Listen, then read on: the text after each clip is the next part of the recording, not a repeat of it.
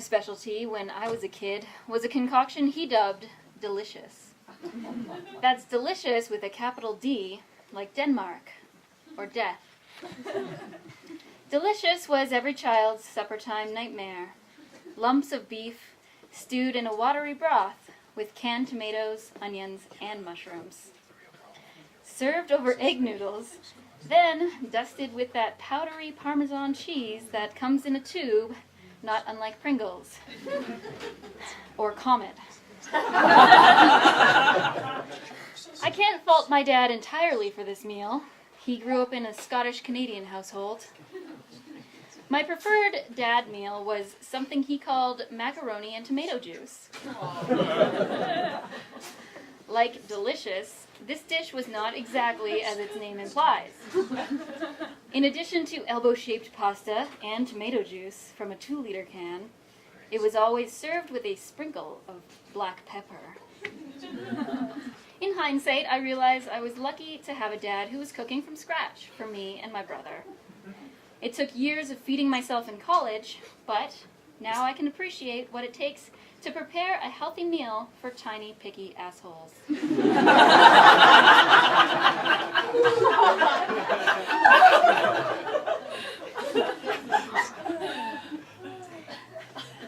As my brother and I became teens, life around the home became less scheduled and more a free-for-all. Ours became a household of convenience foods. That was fine with me, because it meant I could eat dinner in front of my computer while I wrote Harry Potter fan fiction. Eventually, though, the creeping nemesis of teen body image wormed its way into my life. I worried that those chicken nuggets were being transformed into Zoey nuggets. And as I already had more nuggets than any 17-year-old knows what to do with, I decided something needed to change. After high school ended, I moved from my dad's house to my mom's apartment. I shifted from working at a coffee house to a bar. Everything was suddenly changing, from my blood alcohol level, to my dating life, to my diet. Mom taught me about angry chickens. Now, my mom was never a hippie. She's too young and practical. But she has long been both nutrition savvy and quick to ensure that everyone in the room knows her opinion. Perhaps you aren't familiar with angry chickens. An angry chicken is a lot like a friendly chicken, except that it grew up somewhere undesirable and crowded, like Toronto.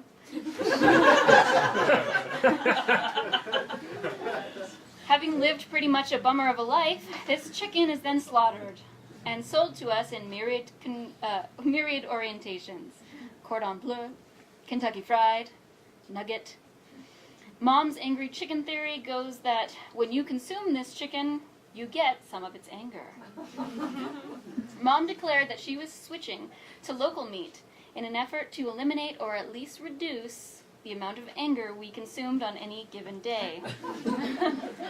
If you are a woman who has lived with her mother as an adult, you'll understand the importance of reducing the amount of anger.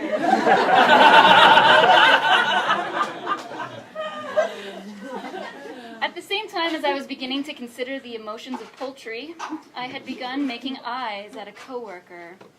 He was funny. He had to be. He was from the East Coast. And he had a mustache.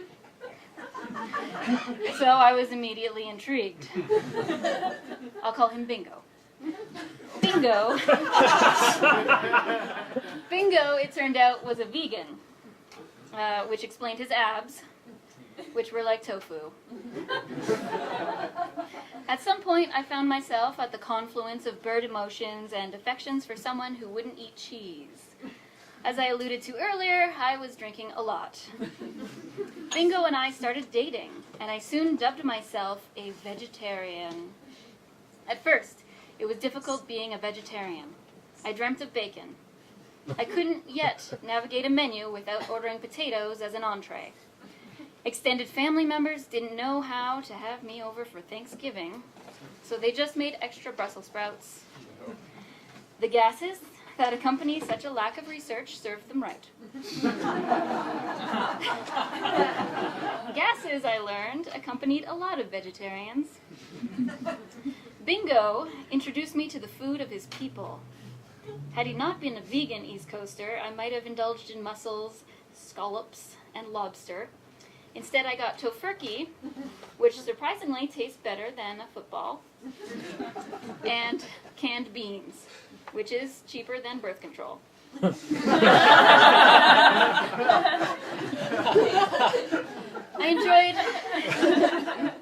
I enjoyed this dance with vegetarianism.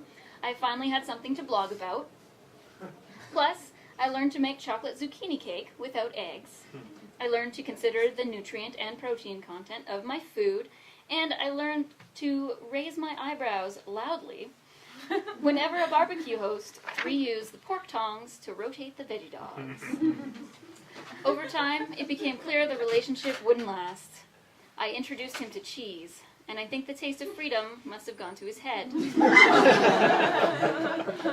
We'd been living together for a few months when he told me he was going to move back to the East Coast.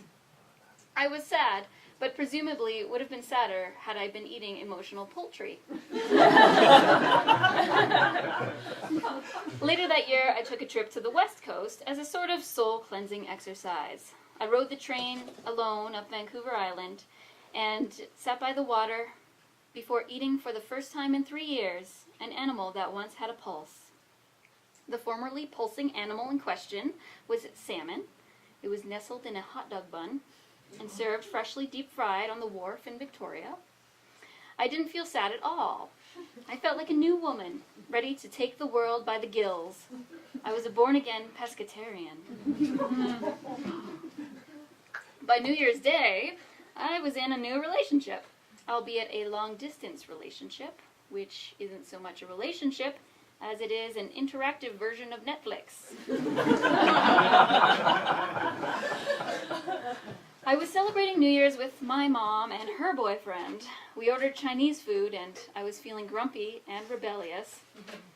I ate a battered piece of shrimp in an effort to kick off a new year with a new experience. It felt limp in my mouth. And because I like to look for metaphors in my food, I wondered whether I was making good decisions in my love life.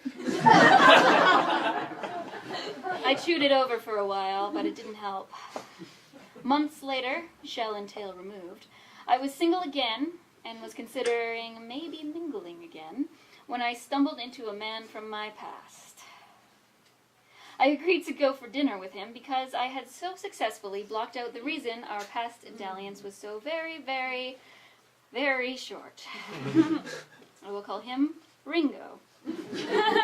Flashback. Ringo and I had been out a couple of times before he suggested we go to the Glenbow Museum for an afternoon date. I thought that sounded nice, forgetting that most of the times I'd seen him, I'd kept myself under the influence of at least 1 pint of grasshopper. We rollerbladed there because I hadn't had enough warning signs that this wasn't the person for me.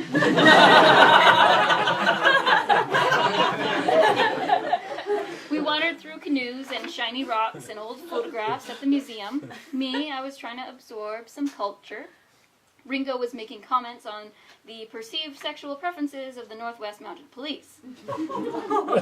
Eventually, he excused himself to go to the bathroom.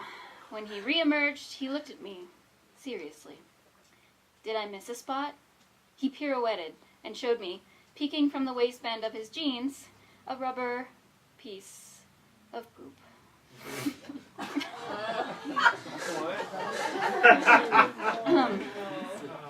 Yeah, so I only have myself to blame when 5 years later I accepted his invitation to dinner. Ringo picked a restaurant in McLeod Trail that he hoped had vegetarian options, a location that took me 30 minutes to reach by car, and to which he showed up 20 minutes late with my cell phone number scrawled on his forearm in highlighter. By the time his side of the dinner conversation had reached a graphic description of a day in the life of his friend, the sex trade worker, I was ready to leave. Unfortunately, I was interrupted by the desperate pleading of the table next to us for Ringo to please change the subject. So I just minded the peas and carrots in my noodle bowl and tried to remember what our waiter looked like so I could go to the washroom and covertly pay before slipping out the door. Alas, our waiter looked like all the other ones, and I was stuck. After finally parting ways with Ringo in the parking lot, I knew it was time to upgrade my dating diet. Surely my pescatarian instincts could help me lure someone who hadn't biologically accumulated a distasteful personality. The world was my oyster, damn it, and if I didn't sprinkle it with a little mignonette and slurp it down soon, and then have just one more, but this time with a little hot sauce, and then one more plain, just to see what I liked, I was going to let life pass me by. And on that long drive down McLeod Trail, I told myself, Zoe, it's time to find a catch. I started my quest for upgrades accidentally on purpose by writing a Craigslist misconnection. This resulted in a free meal for me, oyster mushrooms, but it is a story for a different kind of event. A couple of dead-end dates later, I felt my stomach rumbling, metaphorically. I'd found someone I could really sink my teeth into.